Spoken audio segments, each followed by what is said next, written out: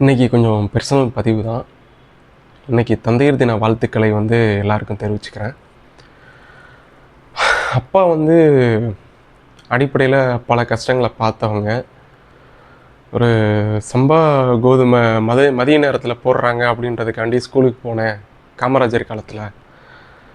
அப்படி போய் படித்தேன் அப்படின்னு சொல்லுவாங்க. அவ்வளோ ஒரு வறுமையை பார்த்தவங்க. அவர் வேலைக்குன்னு சொல்லிட்டு கர்நாடகாவில் போயிட்டு கொஞ்ச நாள் துணி வியாபாரம் பார்த்தாங்க. அப்போது போன இடத்துல அவர் மேலே வந்து திருட்டு பழி வந்து விழுந்துருது. அப்போ அந்த ஏரியாவில் இருக்கிறவங்கெல்லாம் பஞ்சாயத்தை கூட்டிடுறாங்க. அப்பா வந்து ரொம்ப கண்கலங்கி போய் அந்த இடத்துல என்னுடைய உடைமைகளை செக் பண்ணிக்கோங்க அப்படின்னு சொல்லிடுறாங்க. அப்போ பஞ்சாயத்துக்காரங்க வந்து உடைமைகளெல்லாம் செக் பண்ணுறாங்க. ஒன்றுமே வந்து தட்டுப்படலை.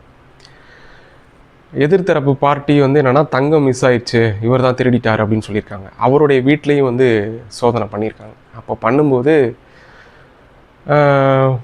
ஒரு குளியல் அறை பக்கத்தில் வந்துட்டு ஒரு குழந்தை, ஒரு தெய்வம் மாதிரி ஒரு குழந்தை வந்து அந்த அந்த தோடோ ஏதோ சம்திங் அதை வந்து எடுத்துகிட்டு வந்து பஞ்சாயத்துக்காரங்கள்ட்ட முன்னாடி இதுதானா அது அப்படின்னு சொல்லிட்டு வந்து கொடுத்துருது. இப்போ என்ன பண்ணிடுறாங்க பஞ்சாயத்துக்காரங்க, துணி விற்கிறவர் வந்து ரொம்ப நல்லவர் அப்படின்னு சொல்லிட்டு அந்த பொய் புகார் சொன்ன அந்த அம்மாவுக்கு ஃபைனை போட்டு கையில் ஒரு அமௌண்ட்டை வந்து கொடுத்துருக்காங்க. இப்போ ஐயா வந்து அப்பா வந்து என்ன பண்ணுறாங்கன்னா அந்த கோயிலுக்கே வந்து தானமாக வந்து அந்த ஊரோடைய கோயிலுக்கே வந்து தானமாக வந்து கொடுக்குறோம் அப்படின்னு சொன்ன ஒண்டியும் அந்த பஞ்சாயத்தில் இருக்கிற பெரிய மனுஷங்க அந்த ஊர்க்காரங்க எல்லாருமே சேர்ந்து அப்பாவை வந்து தோளில் தூக்கிட்டாங்களாம். துணி விற்கிறவர் ரொம்ப நல்லவர் அப்படின்னு சொல்லிட்டு. எப்பயுமே அப்பா வந்து ஒரு விஷயத்த சொல்லுவாங்க, பொய் சொல்லக்கூடாது, திருடக்கூடாது, நீ எந்த வேலை வேணாலும் பாரு, யாரையும் ஏமாற்றக்கூடாது, யார் வயிற்றுலேயே அடித்து நம்ம வந்து ஜெயிக்கணும்னு நினைக்கக்கூடாது அப்படி சொல்லுவாங்க. அதே நேரத்தில்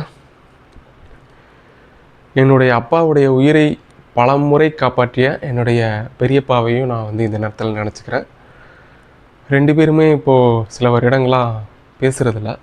ஆனால் அப்பாவுக்கு ஒன்றுனா பல நேரங்களில் வந்து பெரியப்பா நின்றுருக்காங்க.